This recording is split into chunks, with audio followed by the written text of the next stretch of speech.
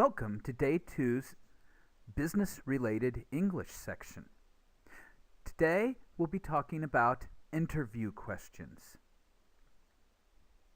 Interview questions are tied with what questions might be asked to you when you step into a job interview, if you have to take an English-related job interview. This information would also be useful if you're doing a Korean interview because the same types of questions are asked. First of all, there are 6 different types of interview questions. The first one is an open-ended question. The second is a close-ended question. The third one is a hypothetical question. Number 4 is a leading question. Number 5 is a multi-barreled question. And number 6 is a behavioral question. This PowerPoint and video will go through and cover all 6 types and show you an example of each. All right, let's get started. First of all, open-ended questions. Open-ended questions you have to answer with more than a yes or a no or one word. This is not the kind of question where what's your favorite color, which is very closed-ended. This one is going to be tied, usually, maybe about the company or the related to that kind of thing. To prepare for this, you should definitely research the company because they might ask you a question about the type of job you think you would be doing. Another thing that might be covered is points on your resume. They may ask you some questions to expand further on your part-time job or explain in more detail a certain class that you mentioned. This is very important to make sure that you don't balk on questions about your resume. Also, online, there are long lists of possible questions. Look up these questions and prepare for some of the common ones. In the LMS, you can download a Word document that has many possible questions that you might need to prepare for if you were getting ready for a job interview. The best method for an open-ended question, without a doubt, is to be prepared. Get ready before you take the class, before you step into the interview. So, here's an example. Why did you apply for this position? Okay, there are some good answers and there are bad answers. A bad answer is, I need a job. They want more than that. They want to show that you'll become part of the family at their company, or at least that you want to say that you'll become part of the family at their company. So if you're trying to get a job and you find out about the company, what do they do? How is it tied with what your educational background is? Why did you sign up for this company? How does it further your future dreams or your dream job? These are the kind of things that you would need to go through if you're going to talk about why you applied for a position. So a possible answer to this might be, well, it would depend on the position, but let's say you're trying to get a job at, I'm going to pick a company here, Samsung Electronics. Now, I don't have an electronics background. I have an education background, but I'll try to answer this anyway. So maybe you would go through and you would say, I am interested in this position because, that's how you would start all of these, and then you would go through some of the key points that are tied with the company and your background. Maybe you would say you studied electrical engineering or electronics and electrical engineering, and you did some research during your university time into a certain thing like cell phone apps, or that would be more mobile communication, but cell phone hardware. And so you're interested in helping build the next generation of cellular phones and smart devices. That might be something that they're looking for. Also, research what the job is. If you're applying for a janitor's job, don't talk about designing smartphones. Okay? So, research what is the job you're applying for, what does the company do, and how does your background your resume, help support you getting into this position. They like you enough to have called you in for an interview, so your resume has got their attention. Next, close-ended questions. In this type of situation, the interviewer wants to check a specific piece of information. The preparation for this is go over your resume. You need to know what you have written in your resume. The best method for this is to give an answer and add some brief piece of useful information that would help clarify what was written in the resume. Here's an example. What computer programs are you familiar with? And more specifically, what programs would you use to write a report, enter research data, and to prepare a poster or a seminar? This is also a multi-barreled question, which we'll get to later, but taking this as a close-ended question. Maybe you've written down that you are proficient at Microsoft Word or Excel. You better include those, or Microsoft Office. So when you're going through this, what are you familiar with? Okay? If I were writing a report, I would use either Hangul Word or Microsoft Word. I have used both of them for different classes. Maybe you would go on to explain certain professors wanted it in Word, certain professors wanted it in Hangul, so you have practice and you've taken classes and have certification in one or both. Enter research data. Well, this would be something related to your field, depending on what your job you're trying to get. For instance, if you're an accountant, you would probably talk about some type of accounting software with this. If you're an engineer, you're going to talk about some type of scientific data entry. Or possibly, if you're in civil engineering, you might actually get into something along the lines of where you are talking about, instead of research data, for the research data, you're actually going to be putting in blueprints, or you're entering architectural drawings along with engineering numbers or something like that. So understand your field and explain what you would do. Prepare a poster or a seminar. Maybe you would get into different things for this, PowerPoint, or maybe you still use Microsoft Word to make posters. I don't know. This has many points. After you answer one, you can ask them to continue. What other types would you be interested in having me do? And it is okay to ask on a multi-barrel question for them to repeat parts of the question. Okay? We'll talk about that more later, though. Next one, hypothetical question. Interviewers use this to try to assess your problem-solving skills. What I mean by this is, how good a thinker are you? These are questions that don't really have an answer or something that has not been covered before while you are a student. So, for instance with this, problem-solving skills.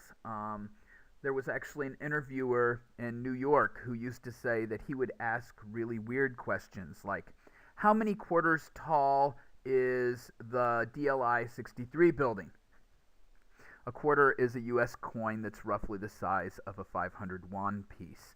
And so, how many Obek won coins tall is the DLI 63 building? Now, you've probably never measured a building using coins, but the process is what they're looking for, even if the answer is not correct. They probably don't actually know about it, but there's going to be something where you're applying the knowledge of the field to do something. So maybe that would be a question that might be asked for civil engineers or architectural engineering type majors.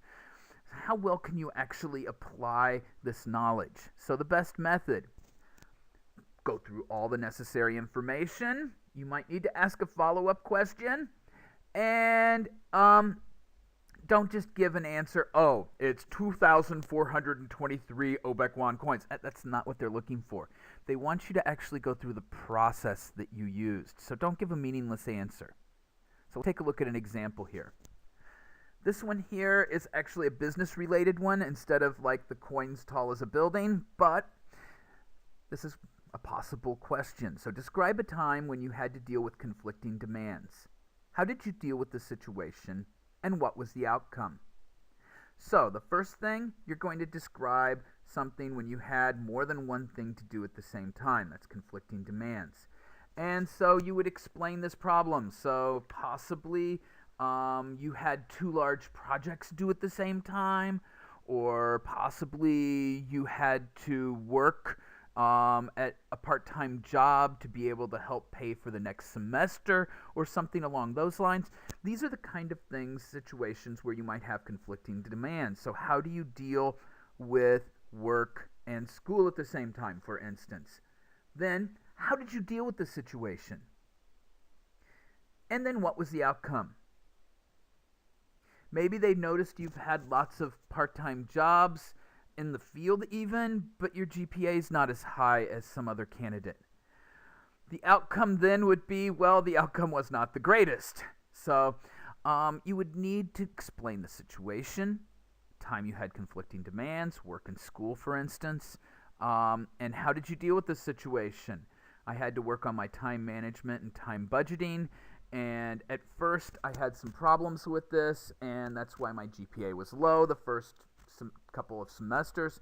But once I got better at time management, I was able to set aside times for studying and times for work so that I was able to accomplish more, and eventually my outcome became better. And that would be a really good answer for this question. Next, leading questions. The interviewer is looking for a specific answer. Yes, they do this.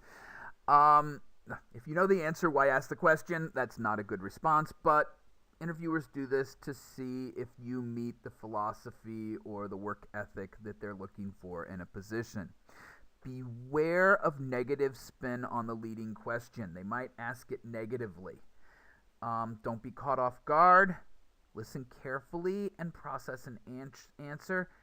And even if their question is negative, what kind of leader do you not like? Okay, even if their question is negative and they have not like at the end, or don't you like, or what was your least favorite teacher and why, be positive with your response.